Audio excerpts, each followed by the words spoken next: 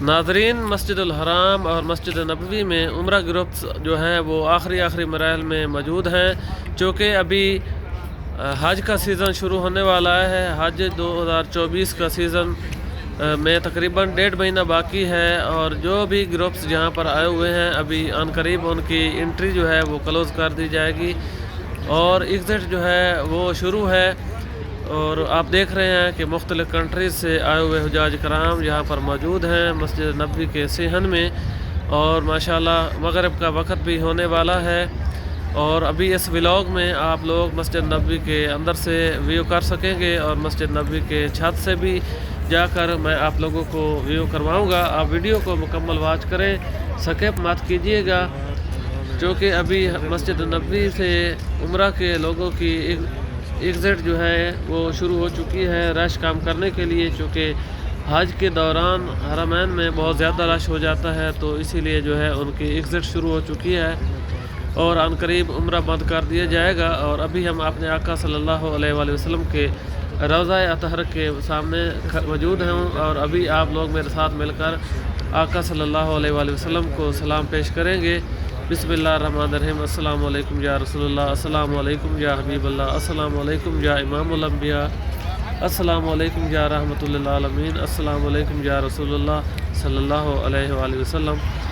امید ہے کہ آپ لوگوں نے بھی آقا صلی اللہ علیہ وآلہ وسلم کو سلام پیش کر لیے ہوں گے، اور ابھی جو ہے ہم چلتے ہیں مسجد نبوی کے اندر سے آپ کو ویو کرواتے ہیں۔ ماشاءاللہ بہت ہی خوبصورت مناظر ہوں گے اندر کے، اور اس کے بعد مسجد نبوی کے چھت کے بھی مناظر آپ کو دکھاؤں گا، اور بہت ہی جو ہے خوبصورت اذان ہوگی، اور چھت سے آپ کو یہ تمام تر مناظر دکھاؤں گا۔ تو آئیے چلتے ہیں اسی طرف۔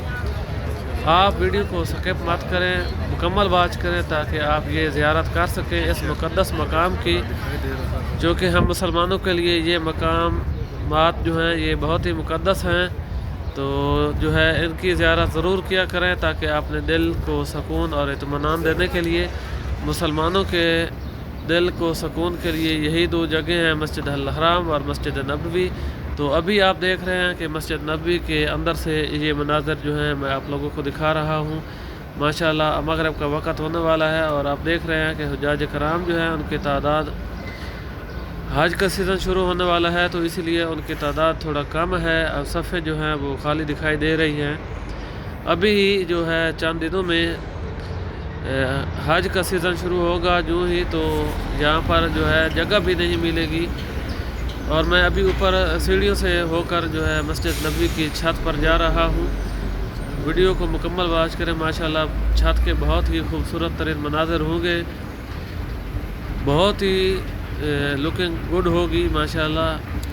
اور گنبد خضراء کے چھت سے بھی آپ کو مناظر دکھاؤں گا، اور بہت ہی خوبصورت اذان ہونے والی ہے، اذان بھی سنیں گے ماشاءاللہ۔ آپ دیکھ سکتے ہیں کہ میں سیڑھیوں سے ہو کر اوپر آ چکا ہوں، اور یہ مسجد نبوی کے چھت سے یہ مناظر ہیں جو کہ آپ دیکھ رہے ہیں، اور چونکہ ابھی اذان کا وقت بھی ہونے والا ہے، اور آئیے اذان بھی سنتے ہیں اور مسجد نبوی کے چھت سے مناظر بھی دیکھتے ہیں۔